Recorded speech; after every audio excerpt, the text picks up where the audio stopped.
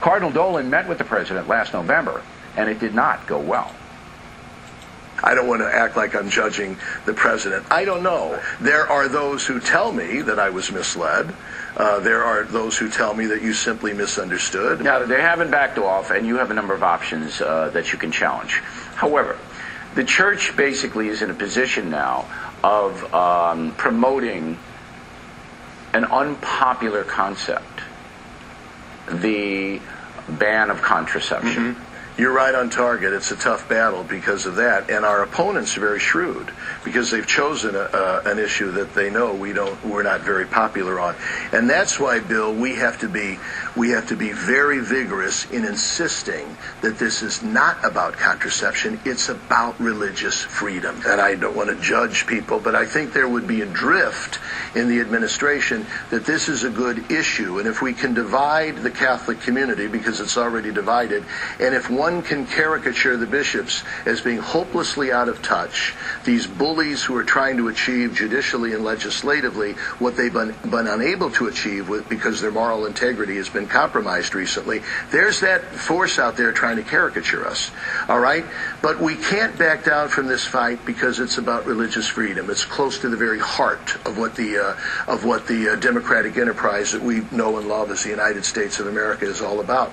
Does the Catholic Church want to be a player in American politics?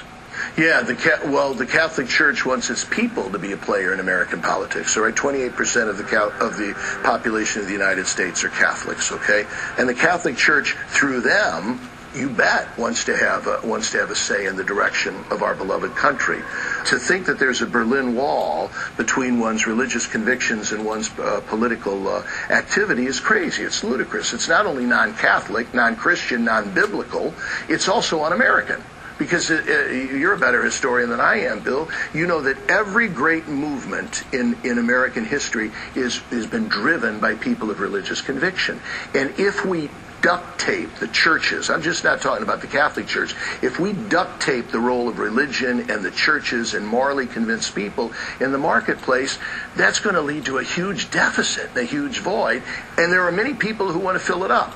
Namely, a new religion called secularism, okay, which would be as doctrinaire and would consider itself as infallible as they caricature the other religions doing. So to see that morally driven, religiously convinced people want to exercise their political responsibility, I think that is not only at the heart of biblical religion, it's at the heart of the American enterprise. I want to get into one more thing before I let you go.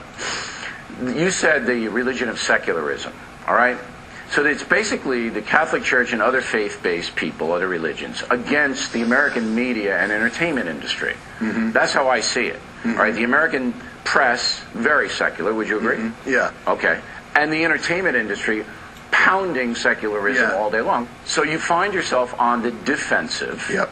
All right, just as you are now in the intrusion by the Obama administration into how you operate your faith.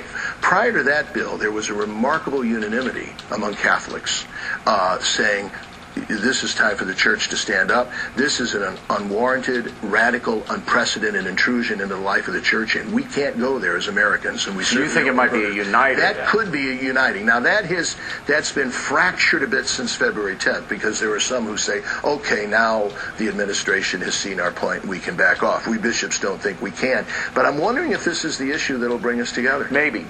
Would you say to American Catholics, don't vote for President Obama based upon this intrusion? Would you say that? I wouldn't say that. I would never myself say don't vote against or don't vote for a particular candidate. For one, it's counterproductive.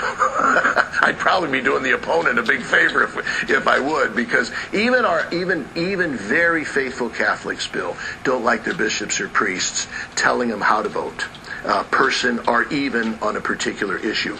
They like us to speak about principle. They like us to get clear and cogent and compelling. They don't like us to get very personal. So I wouldn't say that, no.